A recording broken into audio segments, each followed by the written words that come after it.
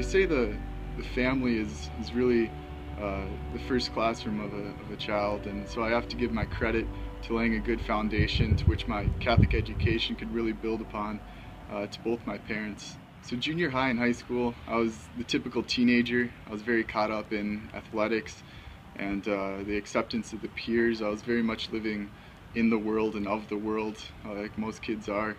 I would never say that I completely lost the faith, but it wasn't the most important thing, and it was actually very far from the rest of my life.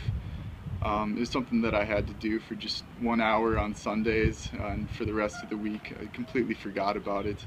Once I got to high school, the teachers at St. Mary's Central High School had a tremendous impact on me. They were not only good teachers, but they taught me and showed me the importance of the Catholic faith.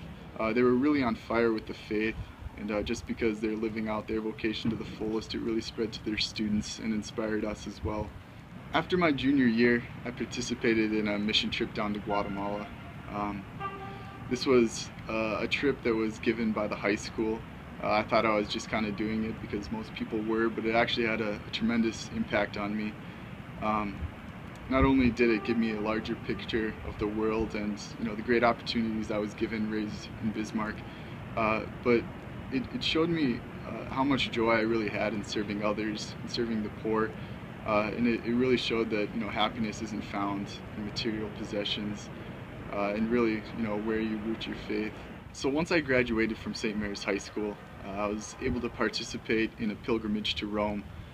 I was very fortunate for this opportunity. It really gave me the universal look of the church, how big it was and really how small I was.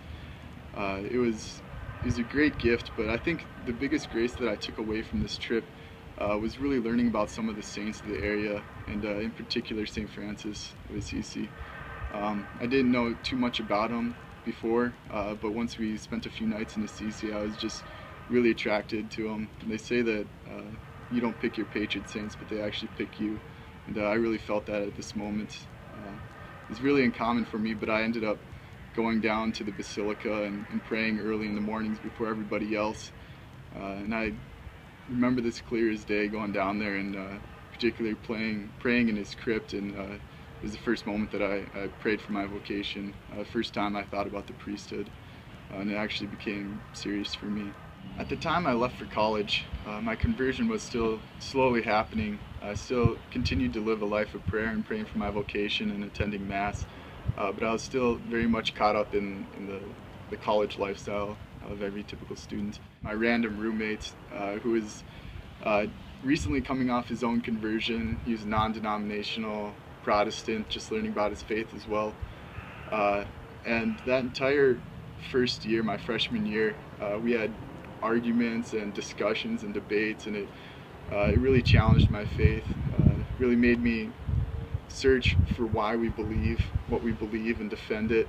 And if anything, it just strengthened me and prepared me to take the next step. In the last month of my freshman year of college at NDSU, one of my other friends from high school invited me to take a trip to visit the seminary.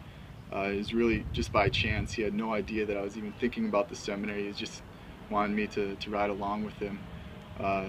So I reluctantly accepted. I had some friends in seminary I could visit.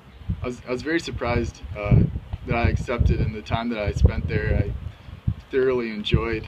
I had all my questions answered. I was at a lot of peace. I just really felt like this is where I was supposed to be. So after the trip, I went back to NDSU, and that night I ended up calling my dad, and it was the first time I admitted it, but I told him that I was thinking about joining seminary.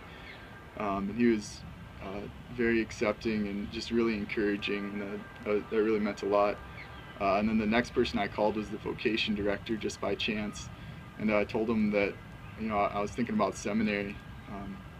And he was really excited. He said he wanted to come out and meet me. But as soon as I got back to Bismarck, before I could even unpack my car, I went to visit the Vocation director, and I thought we were just going to talk about seminary. But he told me, he's heard about me, and explained seminary, and really just showed me that this is the clearest step for me. And I was very happy to be asked to apply to seminary, and went home, filled out the application that night, handed it in, and a couple weeks later I was accepted as a seminarian for the Diocese of Bismarck.